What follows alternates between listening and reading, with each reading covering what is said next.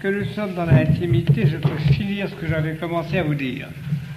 Ça n'a aucune importance, mais enfin, quand on a commencé une conversation, il faut la finir. Bien, le XVIIIe siècle, c'est le moment.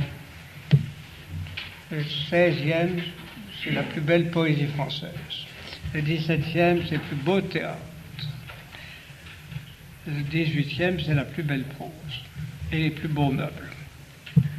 Or, j'aime la prose et j'aime les meubles. C'est donc une des raisons principales pour lesquelles j'ai essayé de vivre.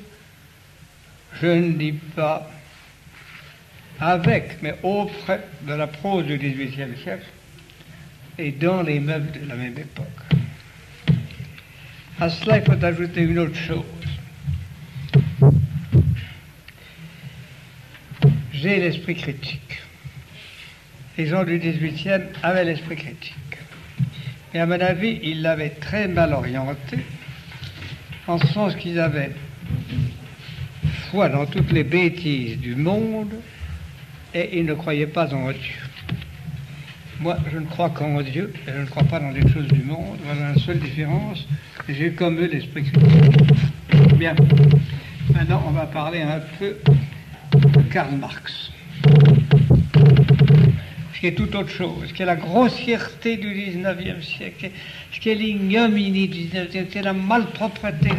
Le contraste est tellement éclatant de la lourdeur, de la laideur, de la grosseur, de la pédanterie, que vraiment, je vous avouerai, j'ai souffert de préparer cette conférence. Et celle de demain. Mais enfin, messieurs, il y a du plaisir en toutes choses, sinon c'est rendre grâce à Dieu, si l'on garde son ironie. Je crois, voyez-vous, qu'il existe un rapport intime, essentiel, entre la vie de chacun et la personnalité de chacun. Il y a des gens qui ont une âme molle et qui ont des vies molles. Il y a des gens qui ont une âme haute et qui ont des vies hautes. Il y a des gens qui ont des âmes hardies et qui ont une vie hardie. Il y a des gens qui ont des âmes velues et qui ont une vie velue. Il y a des gens qui ont une vie hérissée et qui ont des âmes hérissées que vie hérissée. Eh bien, la vie de Karl Marx est une vue constamment colérique, comme cela. Donc, je pense que ma théorie n'est qu'une théorie, c'est-à-dire qu'elle est partiellement fausse. Et tout de même, je vais vous donner, dans le cas de Karl Marx, un exemple extraordinaire de la ressemblance du caractère d'un homme avec sa vie. C'est un exemple extrêmement typique. C'est une âme toute hérissée, c'est une âme qui avait un peu la forme d'un hérisson en mauvaise humeur. Il descendait de juifs de Rhénanie, extrêmement juifs. Et pour comprendre sa psychologie, il faut vous rappeler quelle était la situation des juifs de Rhénanie, tout à fait différente de celle des juifs de France. Vous aviez en Rhénanie partout des ghettos. Mais les Juifs étaient en même temps extrêmement puissants parce qu'ils étaient ou bien tenanciers d'auberges. Qu'est-ce que ça veut dire d'être tenancier d'auberge? Ça veut dire que les gens viennent se saouler chez vous. Par exemple, vous savez ce que c'est que se saouler? Bien. Et quand on est sous, on ne fait pas attention à ce qu'on dépense, mais on dépense. Et quand on a fini de boire, le cabaretier s'est dit, monsieur, monseigneur, il y a une petite note. Oh, la période. Non, monseigneur, il suffit que vous payiez, il suffit que vous signiez ceci qui est une hypothèque sur votre domaine. En 20 ans, on a tous les domaines des environs. Ce que je vous raconte a l'air d'une histoire malpropre. Et si vous cherchiez l'origine de la fortune des Rothschild, qui avait une auberge qui s'appelait à l'écu rouge, Rothschild. Ou si vous cherchez même, et ceci vous amusera peut-être, l'origine de la fortune de la famille de Bergson, c'est pareil. Les arrière-grands-pères de Bergson étaient des juifs qui avaient une auberge bien tenue avec le meilleur vin et le meilleur aquavit de Pologne à la sortie de Varsovie, à l'endroit où passaient les seigneurs après avoir été votés et s'être entre insultés. Ils avaient soif, ils buvaient et ils signaient des actes. Aussi, en 50 ans, l'arrière-arrière-grand-père de Bergson fut-il une énorme fortune, et fut-il le père, l'ancêtre en Allemagne des Mendelssohn Bartholdy, et dont l'un d'entre eux épousa un Bergson. Le père de Bergson fut un artiste, etc. Vous voyez donc quel était le statut à la fois vil et puissant des Juifs de Rhénanie. Il y avait une autre espèce de Juifs de Rhénanie qui était encore bien plus haut. C'était les Juifs qui étaient les financiers et les usuriers pour les seigneurs. Presque, vous le savez, il y avait en Allemagne un pullulement de petits princes. Et tous ces petits princes dépensaient plus ou moins. Et ils avaient tous leurs juifs. Chacun avait son juif. Et alors, il y avait donc des familles juives. Et quand ces familles juives étaient assez riches, elles devenaient ensuite acheteurs de biens, marchands de biens et marchands de bétail. Et ce qui faisait que toute la Rhénanie et l'Alsace étaient couverts de marchands de biens et de marchands de bétail juifs. J'ai appris ça dans les cahiers des États généraux, où ils étaient tellement détestés que toute la région d'Alsace et même de Lorraine demandaient qu'on les obligeât à faire du travail physique dans les champs. Les Juifs de Rhénanie étaient donc des gens qui s'étaient frottés aux princes, qui s'étaient frottés à la société, et dans le courant du XVIIIe siècle, on supprima les ghettos, ce que regrettèrent les rabbins. Mais on ouvrit les rangs de la société aux Juifs, qui commencèrent, à cause de leur intelligence très vive, très rapide, à prendre une place importante. La famille de Karl Marx était une famille de rabbins. Or, à cette époque-là, pour les Juifs, les rabbins étaient une aristocratie. Pas une aristocratie d'argent, mais une aristocratie d'intelligence et de réelle dignité morale. Seul le père de Karl Marx n'avait pas suivi la tradition. C'était un homme doux, calme, brave homme, et il était devenu avocat. Il s'appelait Hirschel, et pour se rendre plus acceptable pour les chrétiens, il avait transformé son nom de Hirschel en Henri. Il s'était fait avocat, il avait épousé une bonne petite juive qui ne savait ni lire ni écrire, mais lui-même avait une très bonne situation dans la ville de Trèves. C'était une des vieilles villes allemandes où les Juifs étaient respectés car il y avait un vieux ghetto. Sa femme était au contraire une bonne personne du ghetto qui ne savait ni lire ni écrire, qui parlait yiddish et très mal l'allemand, mais leurs enfants étaient élevés selon la volonté du père pour s'élever au-dessus. Ils eurent 7 ou 8 enfants, je dis 7 ou 8 parce qu'il y en a qui sont morts, qui ont vécu, mais en réalité, le seul qui fut pour le père un véritable espoir, c'était Karl, l'aîné. Parce que dès le début de son existence, le petit Karl Marx fut un enfant d'une vitalité, d'une intensité et d'une intelligence tout à fait précoce. Le père, malgré son travail, n'avait encore que des gains limités, et plutôt que de répartir les dépenses d'éducation sur tous ses enfants, il consacra tout son argent disponible à l'éducation de Karl, dont il voulait faire un chef-d'œuvre, un grand avocat comme lui, ou quelque chose de ce genre-là, ou un professeur même, car en Allemagne, ce titre est très respecté. Et dès le début, on mit à Trèves Karl dans le meilleur gymnasium, d'ailleurs lycée, et on lui consacra tout le temps qu'il voulut, tout l'argent qu'il voulut à acheter des livres et à acheter toute une série de choses. Il était né en 1818 et son père, au bout de quelque temps, décida de prendre la religion protestante, lui et toute sa famille. C'était en réalité une formalité pour être sûr d'avoir une clientèle plus facile et pour assurer à ses enfants un avenir moins difficile dans un monde moins hostile.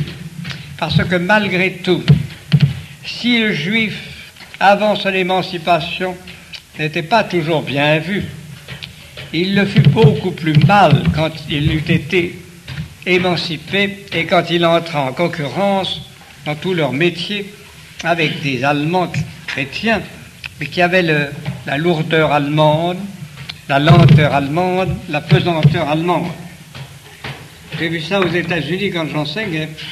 Quand j'avais des classes dans la région de Chicago où il y avait 1 ou 2 juifs, ils levaient toujours la main pour répondre au moins 50 secondes avant les premiers anglo-saxons.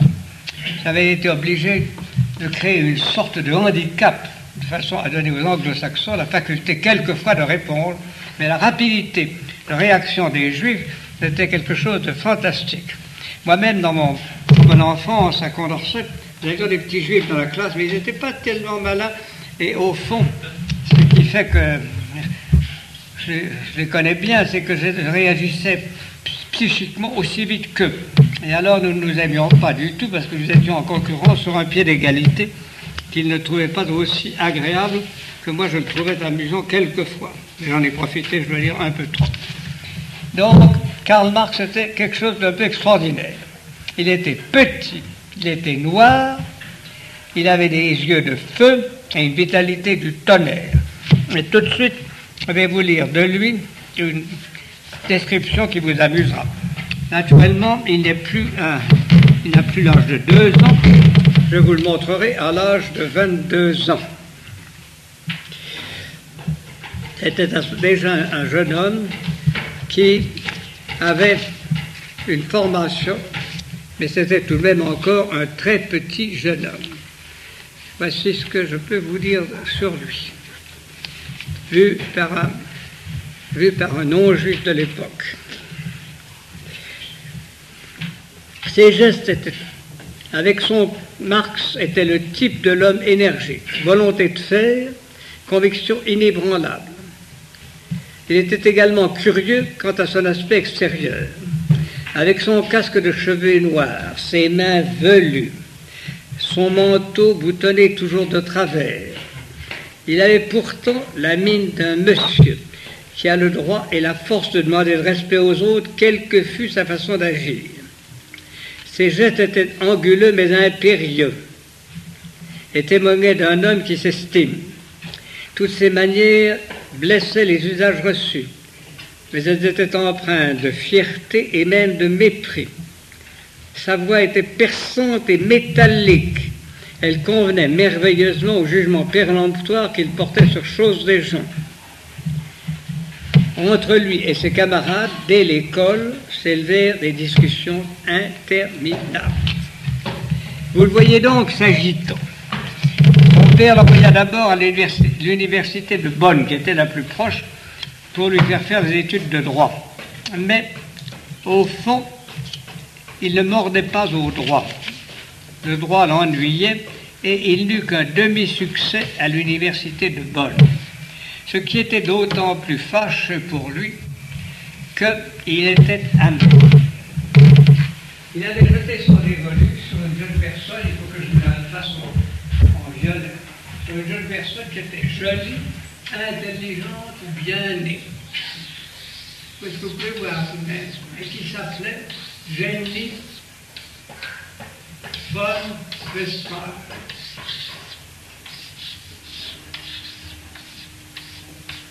Son père était un haut fonctionnaire, avec une assez grosse situation dans le gouvernement. Sa mère était une noble, Il avait une certaine fortune, elle était jolie, c'était la fille qui dansait le mieux de tout Trèves, et avec tout ça, elle fut fascinée par ce petit juif excité, vulgaire, mais puissant. Elle fut séduite et leur amour fut réciproque depuis le début jusqu'à la fin de leur vie. Cette femme qui avait été une bonne luthérienne, dans un milieu assez riche, avec une large aisance, entourée de respect, serviteurs et avec une grande facilité de vie, n'hésita pas à se marier avec ce petit juif. Elles étaient, au moment où je vous parle, elles sont fiancées avec ce petit juif, pauvre, excité, lancé dans une aventure compliquée qui devait l'amener ensuite à la pauvreté, comme je vous le raconterai, à des scènes presque horribles, qui devaient l'obliger à tous les sacrifices du monde, mais à aucun moment leur intimité et leur amour conjugal ne fut troublé. Il faut dire que dans la vie de Marx, c'est la seule lumière pure et éclatante. Tout le reste, à peu près tout le reste, est mal propre.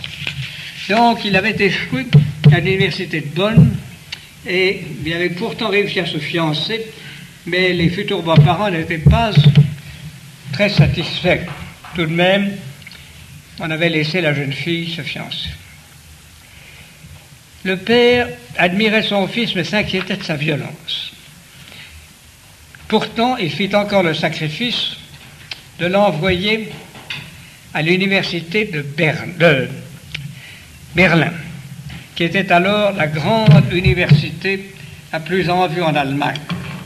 Elle avait en effet eu, depuis 1825, les cours passionnants et sensationnels de Hegel, qui avait fait courir toute l'Allemagne et qui avait attiré même une clientèle internationale. Karl Marx arrivait à Berlin au moment où Hegel était sur son déclin, mais tout de même encore très fameux, très grand, et il rencontrait un nombre considérable d'étudiants et un nombre considérable de professeurs de premier ordre. Berlin était à ce moment-là un centre de travail très particulier comme le sont, et comme l'étaient, ils sont peut-être encore les villes allemandes. L'Allemagne est un des pays où les étudiants travaillent le plus dur, dans les conditions les plus dures. À la bibliothèque, il faut 48 heures pour avoir un bouquin, etc. Mais les étudiants ont très peu de facilité. Mais en même temps, ils ont le sentiment que ce qu'ils font est d'une telle importance et d'une telle dignité, et ils sont si respectés dans la ville qu'ils le font avec une sorte d'enthousiasme sourd. Karl Marx se jeta dans ce travail philosophique avec furie et passion. Le jour, il allait au cours, la nuit, il écrivait des drames, des poèmes, des essais, des dialogues philosophiques. Il couvrait des kilomètres de papier et il remplissait sa chambre d'étudiant de paperasses couvertes de son écriture. Pourtant, il n'aimait pas Hegel. Tout de suite, il considéra Hegel comme un théoricien dépassé, trop abstrait, qui ne tenait pas la réalité d'assez près. Et bien qu'il fît partie des jeunes hegeliens, l'homme qui imprima sur lui, pendant cette période de Berlin, son influence la plus profonde, ce fut Ludwig Feuerbach. Celui-là, je le mets en bas en orange. C'est bien la couleur qui me penche. Ludwig Feuerbach. Ludwig Feuerbach était le fils d'un très fameux juriste allemand. Mais lui-même avait commencé sa carrière comme un disciple dissident et ennemi de Marx. Il s'était lancé avec fureur, pas de Marx, je veux dire, de Hegel, il s'était lancé avec fureur dans la voie du matérialisme. Feuerbach était, et en Allemagne, le grand ennemi du christianisme. Il n'était pas le seul, mais il était celui qui apportait dans la lutte contre le christianisme la plus grande violence. En effet, il a fait un livre qui s'appelait La critique du christianisme, qui est apparu en 1841. Ce livre, qui a été au fond le point de départ des travaux du jeune Marx, ce livre était un livre où il s'efforçait de montrer que l'homme doit être pour l'homme l'être le plus haut qui existe. L'homme doit être pour l'homme le début, le centre et la fin de sa propre religion. Il cherchait à montrer que les idées ne sont que des reflets de la nature et que les dieux ne sont que des personnifications des sentiments humains. Tout cela, il le développa dans son livre « L'essence du christianisme », paru en 1841 et dont Karl Marx fut un lecteur enthousiaste. Malheureusement, à cette époque-là, son père mourut. Et la facilité de vie qu'il avait eue jusqu'alors, car son père l'admirait et lui envoyait tout l'argent qu'il voulait, brusquement fit place à 1000 difficultés. Il fallut donc qu'il s'occupât de gagner la vie. Et pour lui, gagner sa vie ne pouvait être qu'écrire. Et il commença à écrire dans une revue socialiste qui s'appelait Les Annales, un certain Ruge. Ruge était un socialiste moins violent que Marx. Par conséquent, Marx, au bout de quelque temps, s'est brouillé avec lui. Mais enfin, il a commencé à gagner de l'argent dans les Annales de Ruge. Il commença là à travailler sur les thèses et sur les traces de Feuerbach. Mais ensuite, il apprit que se fondait à Cologne une gazette rhénane que le même Ruge essayait de monter. Et Ruge, qui avait admiré son talent dans ses articles des Annales, lui publia ses premiers articles et le fit ensuite directeur de cette revue. C'était pour ce jeune homme déjà une gloire, mais c'était aussi une chance car ça lui permettait d'épouser Jenny von Westphalen. C'est à partir de ce moment-là qu'il se maria. C'est à cette époque-là qu'il se maria. Il se maria, il n'avait pas beaucoup d'argent, sa femme en avait un peu, et surtout ce qui est assez pittoresque. La belle-mère, en donnant à la femme un trousseau et en donnant à la femme une certaine du linge, y ajouta une servante, Hélène, la chère Hélène, qui les suivit pendant toute leur vie. Ainsi cet homme, dont l'existence va se consacrer à lutter contre toutes les formes d'asservissement, a profité pendant toute sa vie de la forme la plus simple, du reste la plus touchante, aussi la plus belle, de l'attachement d'un être à l'égard d'un être, car cette brave jeune fille qui est entrée chez eux à l'âge de 23 ans, y est restée jusqu'à leur mort et jusqu'à sa mort. Et Hélène était pour eux à la fois une servante, mais aussi le rappel de la réalité humaine, comme je vous le montrerai tout à l'heure. Donc, dans la Gazette rhénane, Marx fit des articles sensationnels. Le plus sensationnel fut un article sur la question juive en Allemagne. Les gens débattaient la question juive, les gens disaient il faut faire ci, il faut faire ça, c'est compliqué, qu'est-ce qu'on peut faire? Et Marx dit c'est très simple. Il n'y a qu'une chose, il faut que les Juifs renoncent entièrement à leur religion, et alors sur ce plan-là, une fois ayant renoncé complètement à leur religion, qu'ils exigent et qu'ils obtiennent le même statut que tous les autres Allemands. C'était, vous le voyez, suivre les idées et les théories de Feuerbach. C'était d'une singulière audace, à un moment où il y avait encore en Allemagne une grande majorité de Juifs croyants, et pour quelqu'un dont les 12 ancêtres avant son père étaient tous des rabbins. Cependant, cet article-là et les autres, rédigés avec une force de dialectique extrêmement grande, eut un gros succès, et la Gazette rhénane, en 1942, réussit très bien.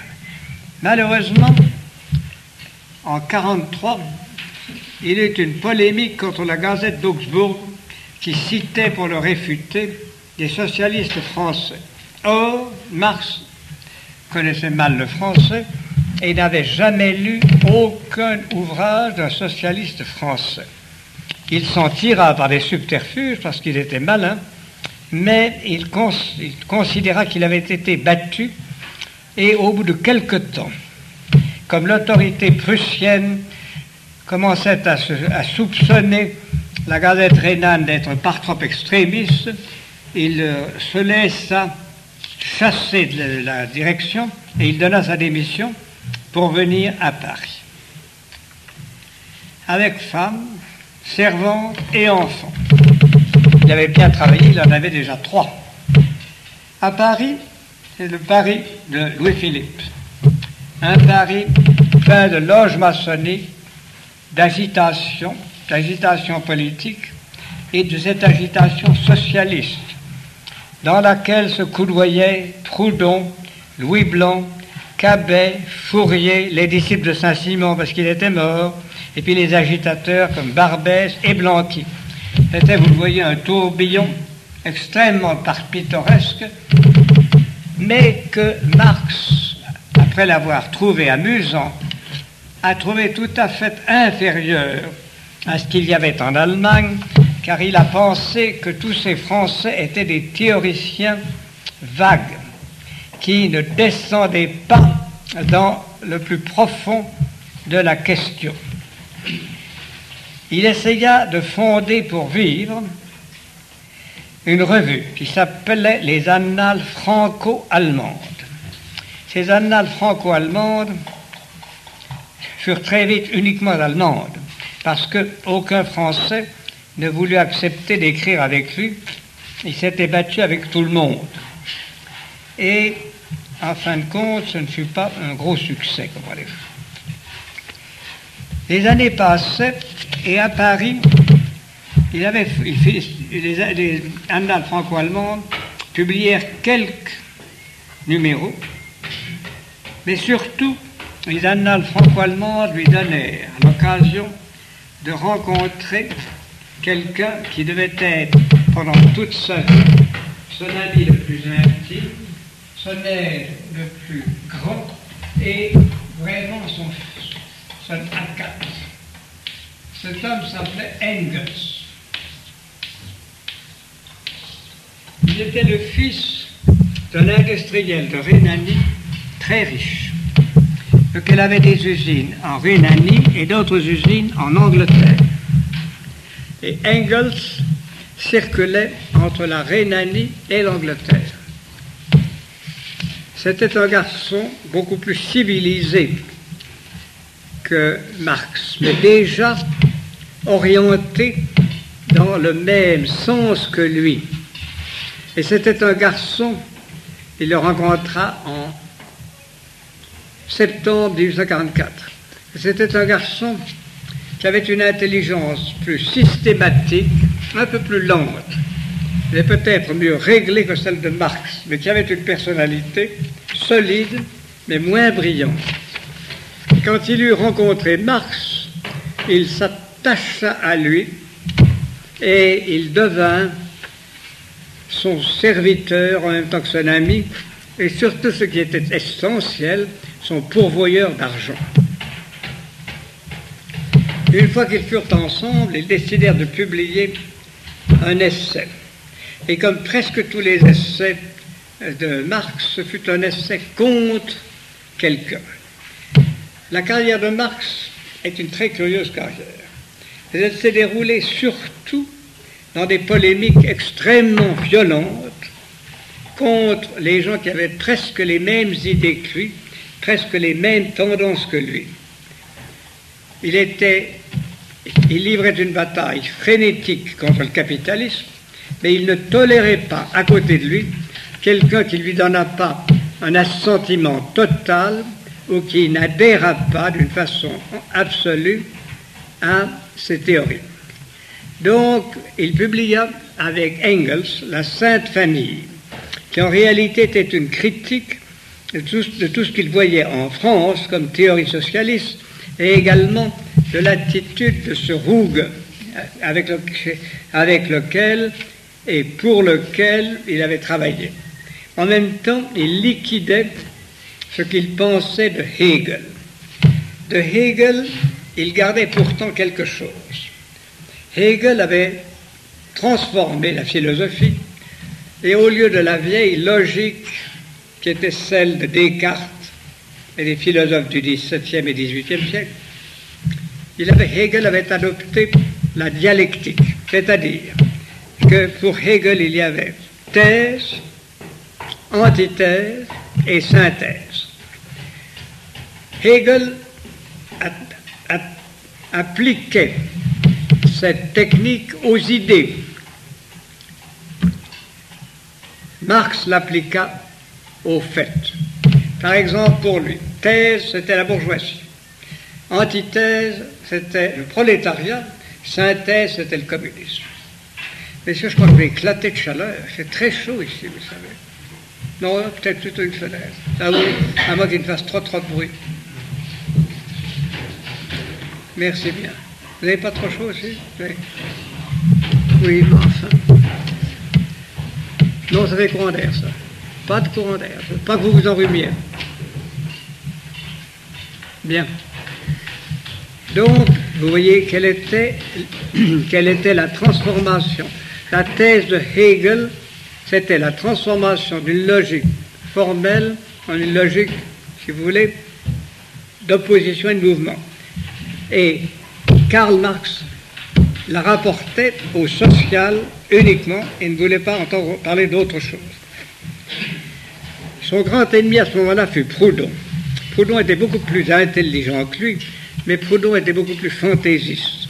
Marx avait été fasciné par la formule de Proudhon, lequel avait dit « la propriété, c'est le vol ». Et ça avait enchanté Marx, parce qu'il n'aurait jamais trouvé ça tout seul. Mais ensuite, quand il a vu toutes les autres théories de Proudhon, qui était un individualiste, alors que lui était un collectiviste, qui était un libertaire et qui était un homme de beaucoup de goût, de raffinement, qui aimait la littérature et les arts, ils se sont battus comme des chiffonniers. Et plus tard, Marx a consacré tout un essai à insulter Proudhon. Mais enfin, il s'est tellement agité à Paris, il a tellement écrit qu'un beau matin, la police est arrivée chez lui et a expulsé Karl Marx, Madame Marx, la servante Marx et tous les bébés Marx. Ils sont tous allés à Bruxelles. Ils sont allés à Bruxelles avec l'argent de Engels. Parce que naturellement, Karl Marx n'avait plus d'argent. Et c'était Engels qui payait, comme il allait payer presque tout le temps. À ce moment-là, alors, à Bruxelles, qui était, si vous voulez, un méli-mélo, what you would call in English a melting pot, un méli-mélo de toutes les races, de tous les pays, de tous les endroits, il s'est beaucoup amusé, car il y avait des réfugiés à peu près de tous les pays d'Europe et de toutes les races d'Europe, et beaucoup, beaucoup de juifs. Donc, il a été très heureux. Il y avait une association ouvrière dont il a fait partie, et il a écrit un ouvrage extrêmement violent qu'il appelait « L'idéologie allemande ». Cet ouvrage était en réalité consacré à insulter Feuerbach. Je vous ai expliqué qu'il avait été le disciple de Feuerbach, mais je rentrerai dans plus de détails demain. Feuerbach était un matérialiste, tout de même encore avec des gants, qui ne faisait pas entrer dans ses préoccupations la vie physique de l'être humain. Vous m'entendez? La vie physique. Au contraire, Marx disait, non, la vie physique est aussi importante que tout le reste. L'homme est un être physique et toute votre théorie est rendue fausse par le fait que vous n'en tenez pas compte. Donc, c'était là l'idée maîtresse de cet ouvrage qui était long, compliqué, et que vous passeriez environ 6 semaines à lire sans bien le comprendre, mes chers amis, comme moi-même. Et après avoir écrit l'idéologie allemande, il s'est fait un bon nombre d'ennemis, il s'en est fait une autre proportion considérable en écrivant Misère de la philosophie. Proudhon venait d'écrire à Paris un livre qui s'appelait La philosophie de la misère. Et pour montrer que Proudhon était un C-O-N, il a écrit le contraire, c'est-à-dire la philosophie de la misère, pour montrer que les Français étaient des individualistes qui n'avaient rien compris à la profondeur concrète du problème social qui engageait l'homme dans son intégrité matérielle.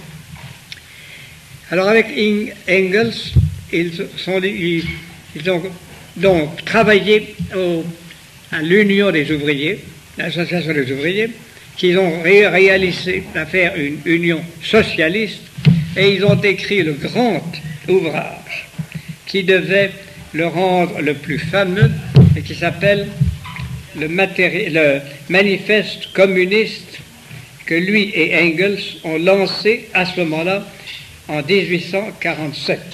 Je vais vous donner une petite idée de cela.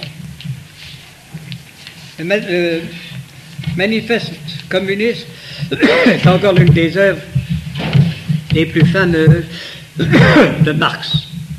Voici quelques phrases. L'histoire de toute société est demeurée jusqu'à nos jours l'histoire d'une lutte des classes. Vous voyez, non? Tout de suite, on arrive au principe de la lutte des classes.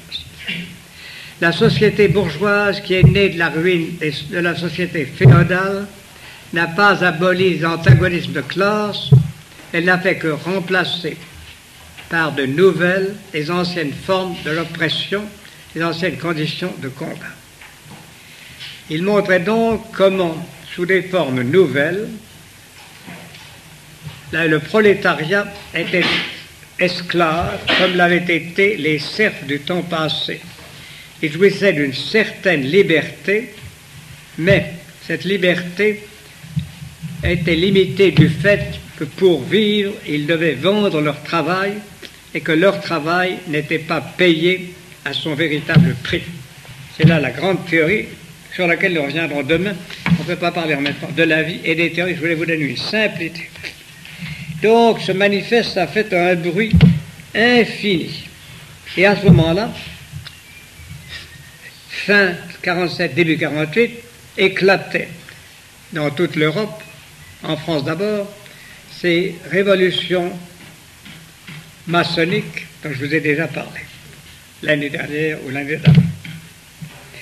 Dès qu'il sut, dès qu'il a pris la révolution de Paris, Marx a bondi à Paris en emmenant Engels, en emmenant Madame Marx, en emmenant Hélène, en emmenant les bébés. Tout ça s'est installé à Paris en mars 48.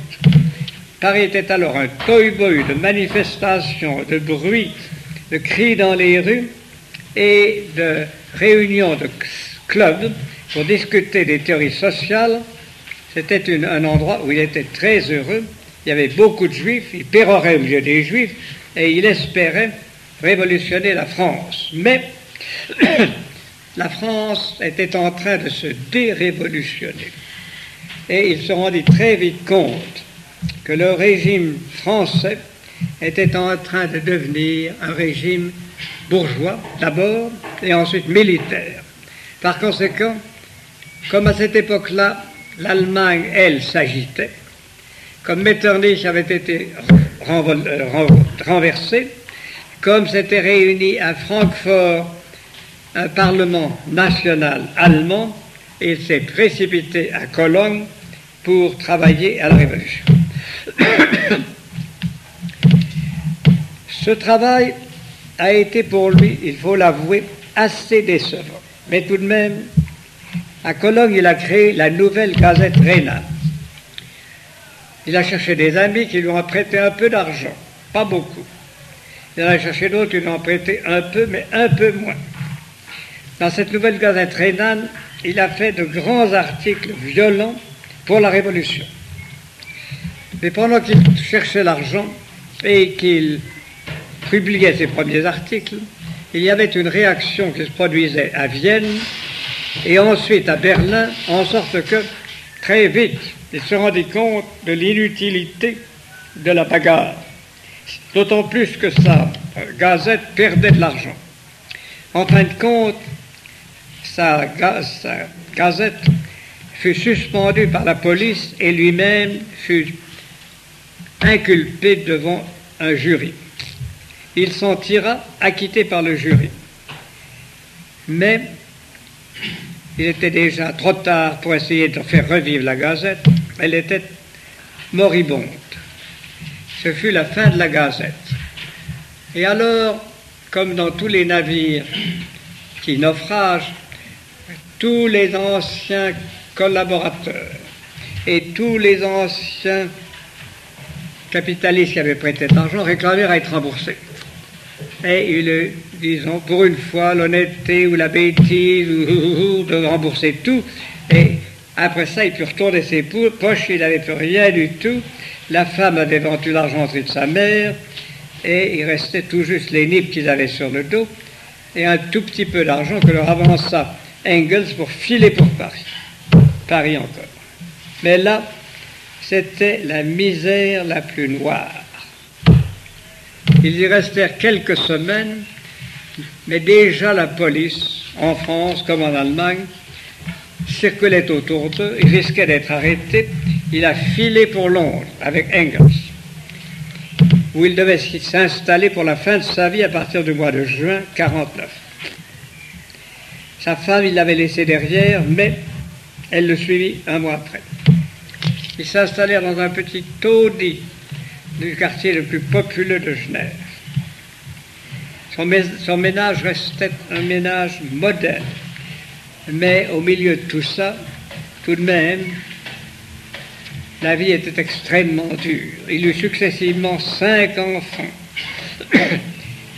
Il eut les pires difficultés d'argent.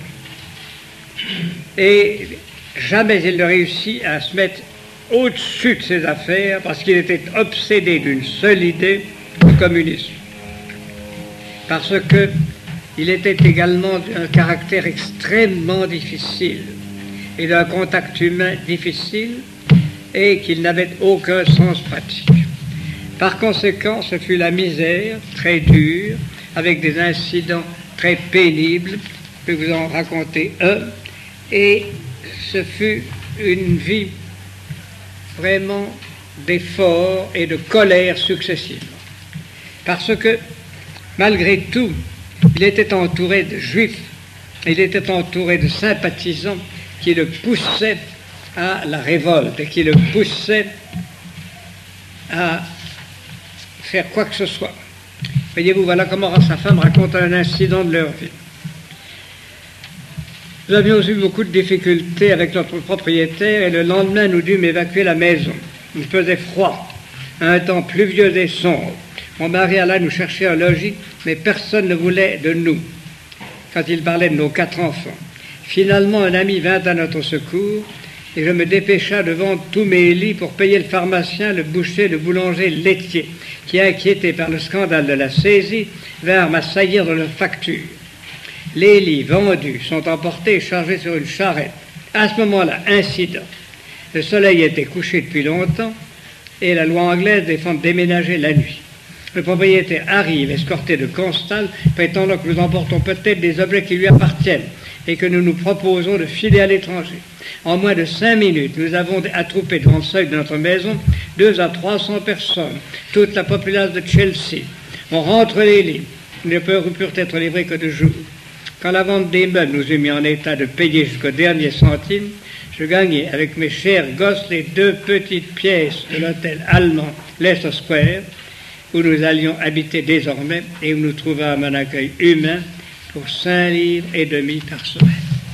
Vous voyez quel genre d'existence misérable il menait.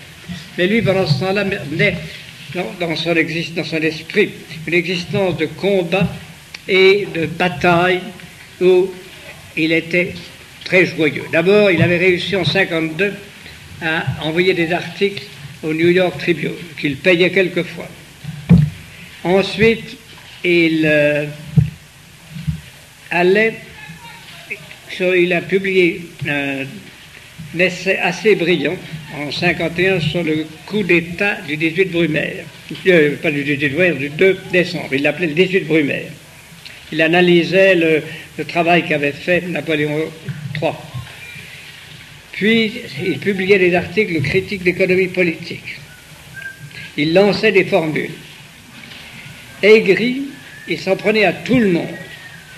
Il insultait chacun des socialistes plus connus que lui, de façon à les rabaisser. Un certain Kinkel, Liebknecht, qui fut plus tard l'un des gens très puissants en Allemagne, Urquhart, qui était un philosophe anglo-juif. Et de temps en temps, il parlait en public et il était tellement intelligent et concentré qu'il avait du succès. Surtout, il se brouillait et se battait. Entre 1857 et 1860. Monsieur Bertrison est demandé à la porterie. Monsieur Bertrison. Et 1867, sa vie n'est qu'une bataille constante. À propos de la guerre d'Italie, deux socialistes très connus, Lassalle et un autre, Vogt, V-O-G-T, défendaient l'idée que tout ce que l'Allemagne avait de mieux à faire, c'était d'accepter le fait de la création d'une Italie, de laisser l'Autriche sombrer et de se centrer autour de la Prusse. Lui, au contraire, prit la thèse contraire avec violence.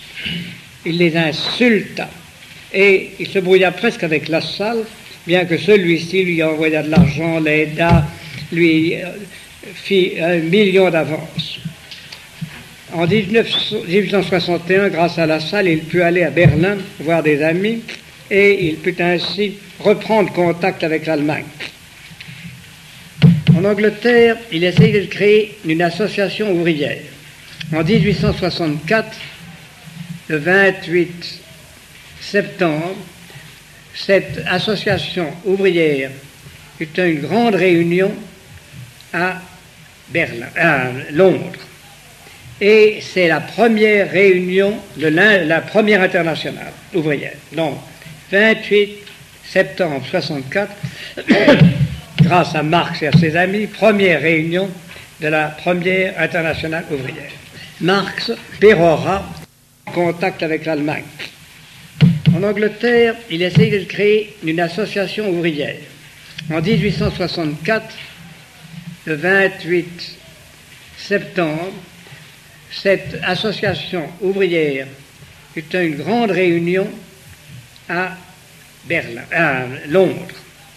Et c'est la première réunion de la première internationale ouvrière. Donc, 28 septembre 1964, grâce à Marx et à ses amis, première réunion de la première internationale ouvrière. Marx, il pérora et voit sa vie à elle. Mais à ce moment-là, il travaillait comme un fou. Il était dans un état de surmenage et d'aigreur incomparable. Je vais vous lire une description de ce qu'il était. Vous allez voir si ce n'est pas pitoyable à tout point de vue.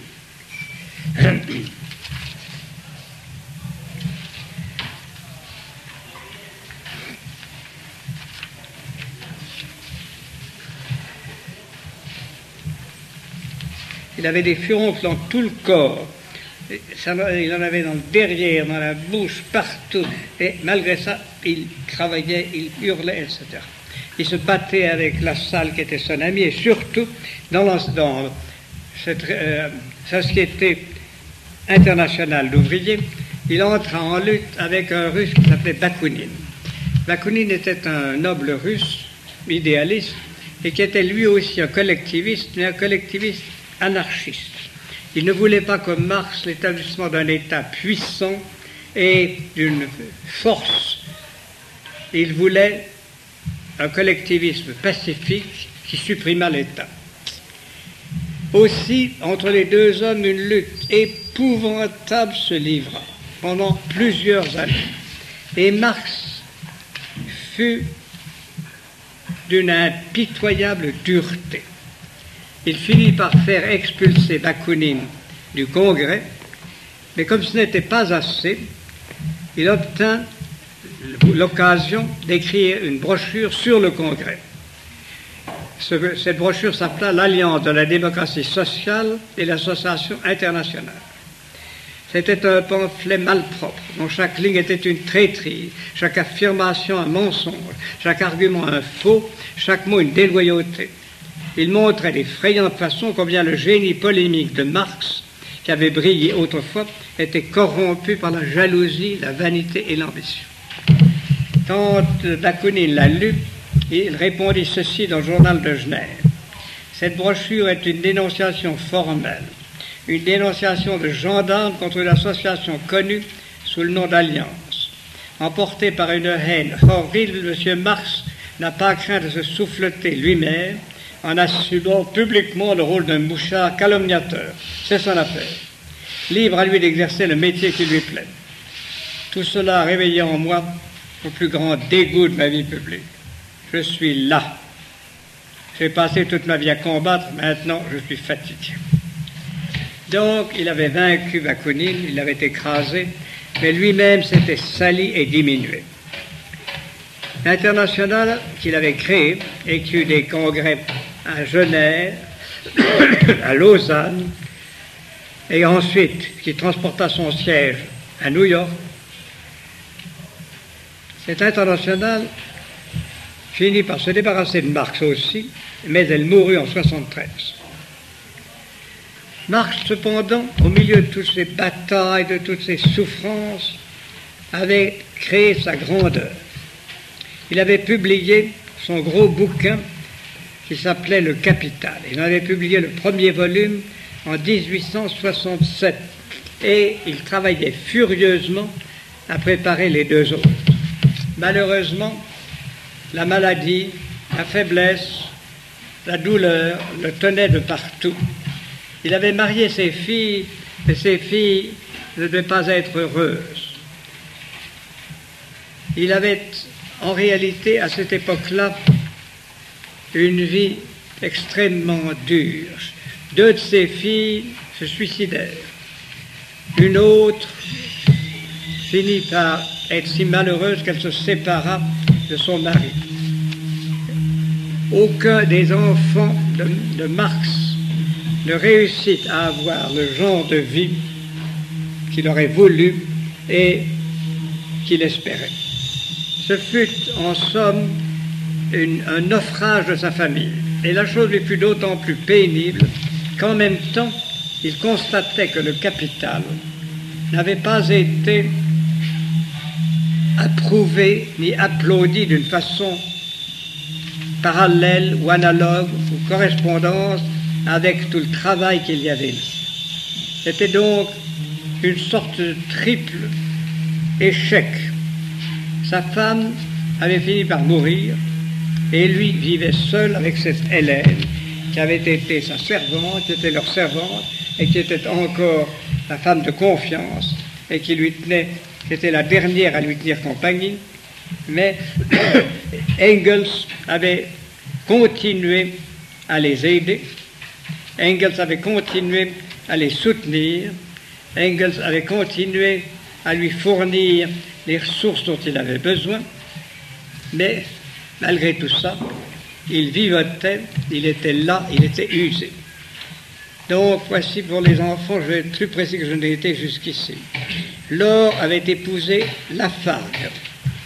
Jenny avait épousé Charles Longuet, qui était rédacteur en chef du journal des étudiants socialistes de Paris. Il était venu à Londres en 1966. Éléonore avait épousé un certain Lissagaret, historien de la Commune, réfugié à Londres en 1971. Elle s'était mariée, elle avait épousé d'abord Lisa Graham, ça n'avait pas marché, ensuite elle a épousé Aveling sans l'épouser, et elle s'est suicidée peu après. Une autre aussi.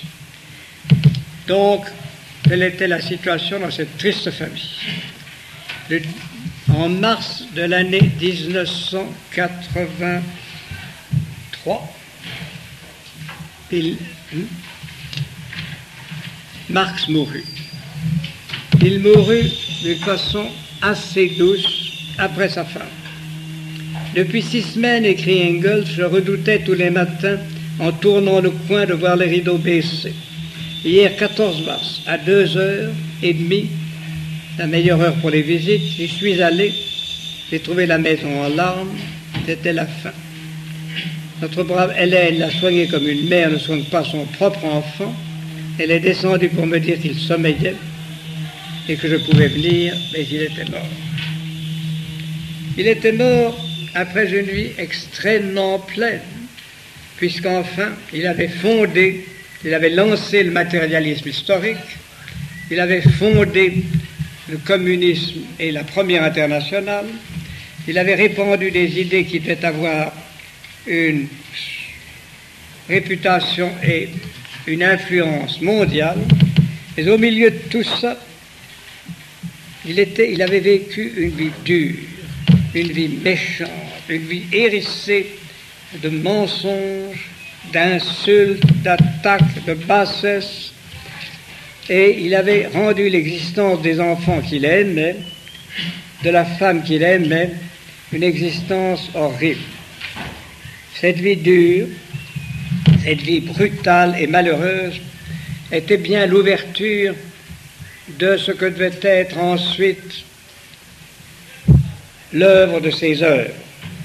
C'était bien l'ouverture de la grande campagne communiste, faite de cruauté, d'injustice, de mensonges.